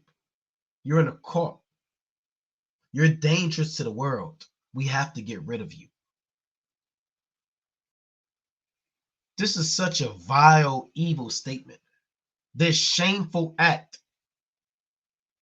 So if they dealing this with people out in the world, what do they say about you Israelites, man? If this is how they feel about Hamites, how do they feel about Israelites? Oh, you're in a shameful this. This is a shameful act for you, man. Now you're corrupt. You go against the laws of the land. You're damn near committing treason. You're almost a domestic terrorist. They might sanction you. Look, you can't shop here. You can't get, if you don't get down with this society, you're not going to be able to prosper in the days to come. Right? If you don't get down with this man's system, accept his ways of life, his philosophies, you're not going to be able to work at these jobs anymore, man. You may go to try to get a job. They say, look, we're going to put you through this program to see if you accept. And they may not say it like that, but look, they wanted a job. You have to accept sodomites. You have to sign this form and say that you agree that every man could be with a man and every woman has the right to be with a woman. You got to make a decision. Look, we'll start you on July 1st. Just make sure you sign here. It's federal code, right? It's federal. Everybody, every job, every major corporation, you have to make sure that these guys get down. Now you got to make a decision, man. Are you gonna get down with that job? Right? Or are you going to deny it, man? There's a lot going on. Now, if Uganda don't get down with the beast, they're going to be caught out there. They're going to get sanctions. Right? They're going to get sanctions. Let me go to Revelation, the 13th chapter. Right? Let's go to Revelation chapter 13.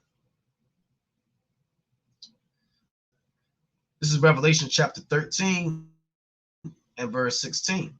And he calls it all, both small and great, rich and poor, free and bond, to receive a mark in their right hand or in their foreheads, and that no man might buy or sell save he that hath the mark or the name of the beast or the number of his name. And we did a 5-hour breakdown on this, much to brothers' dismay, right, regarding this and breaking it down. If you don't get down with this man's system and his way of life, if Uganda, if they don't get down with this, their economy is going to be crippled. And Babylon the Great, if you don't get down with this man's system, you're not going to be able to buy and sell, man. You're not going to be able to work at these jobs and get a paycheck. If you don't accept this man's lifestyle, then guess what, man? You're going to be caught out there. The only people in the days to come that are going to prosper in society are the people that accept everything that America comes with. That's these laws, their system, their sins, their philosophies, their doctrines. It's all of that, man. That's all of their wine that they force you to drink of. And if you accept that wine, then you're going to be caught out there. Right? So let's go back to this. This is a big deal, man. And I know other countries are watching this. And if they thought about standing up, they're kind of quiet now, man. Right? They're kind of quiet. Let's see. I wanted to get another point. Now check this out. It says,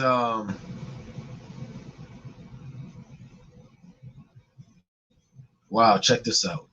He said he had directed the White House National Security Council to evaluate the implication of the law aspects of U.S. engagement with Uganda, including the ability to safely deliver services under the emergency plan for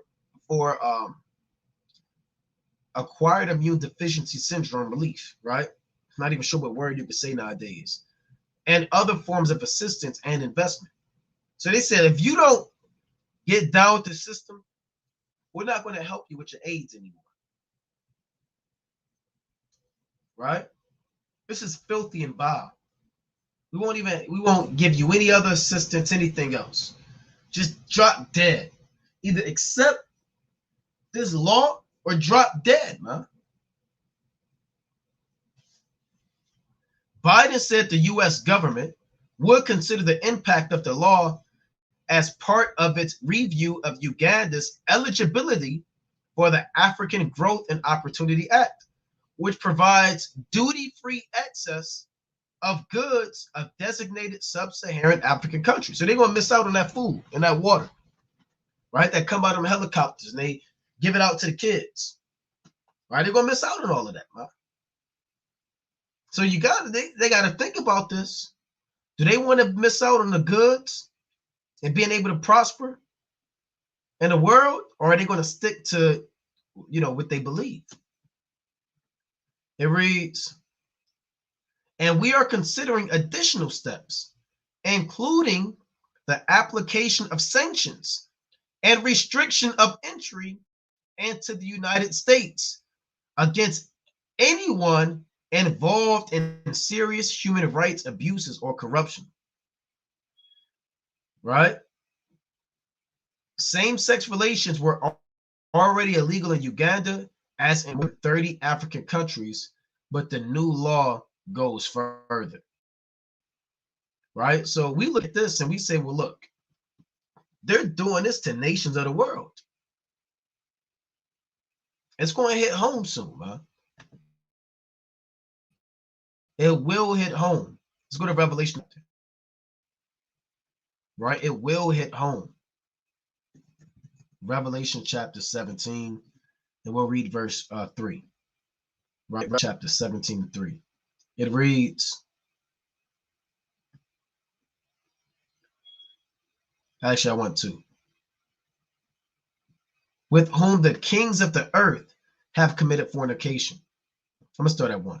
And there came one of the 7 angels, which had the 7 vials, and talked with me, saying unto me, come hither, I will show unto thee the judgment of the great whore that sitteth upon many waters. This great whore is America. They commit fornication spiritually, economically, socially, with every kingdom on the earth. With whom the kings of the earth have committed fornication, and the inhabitants of the earth have been made drunk with the wine of her fornication. So everybody's drunk off of her wine are her philosophies, her doctrines, her beliefs, her policies, her customs. And if you don't accept her wine, then you're definitely not going to have a fair shake in the world's grand scheme of things. That's just how it goes, man. For nations, right? It's going to happen domestically for individual men. Right? So these are the things that are going on the earth, right? It's like these are the things going on in the earth. And we want to make sure that we're watching This is a sign of things to come. If they sanction them and treat them in such an ill manner for standing up against the law, and you are on the highways and byways and you teach the law, what's going to happen to us? The Lord said they're going to make against them that keep the commandments of the Most High. That's the book of Revelation, chapter 12 and verse 17. They're going to make war against us. They're not just going to sanction us, right? But war is going to happen. Things are going to get physical, right? Because those same corrupt domestic terrorists, you violate human rights. They're going to want to lock up anybody and destroy anybody that is corrupt in their eyes or that violates human rights. And the Lord said in Wisdom of Solomon, the 2nd chapter, that our ways are of another fashion. Right? Let me get that real quick. Our ways are of another fashion. And again, like I keep saying, they're doing that to Hamites. How much more the Israelites? This is Wisdom of Solomon, chapter 2. Right? Wisdom of Solomon, chapter 2. Oh, this whole chapter is good. And verse 15. He is grievous. This is what the so-called white man thinks about us. He is grievous unto us, even to behold, for his life is not like other men's. His ways are as another fashion, or of another fashion. So we're not like these other nations. They hate that they're grievous when they even see us. When they see you with your beard on your face, your fringes, taking care of your family, standing up for truth, keeping the laws, it grieves them as much as it grieves you to see them in their wickedness, man. As much as you hate sodomy and bug outs and transformers and evil men, they hate righteousness just as much. He is grievous unto us even to behold, for his life is not like other men's, and our life ain't like other men's, man. We don't eat what they eat during their life. We don't follow what they follow in their life, man. We don't drink what they. We don't do those things. Our life is different than these other nations. We serve Yahweh Ba'Shem Yahushua, and they hate that. It says his ways are of another fashion. So now they're going to call you corrupt, ungodly, heinous, evil. And they're going to throw those loose terms out there to charge you with the crimes worthy of imprisonment or death. Right? So the so-called white man, you already see his horns, man. How he's dealing with them and these other nations, and how much more us.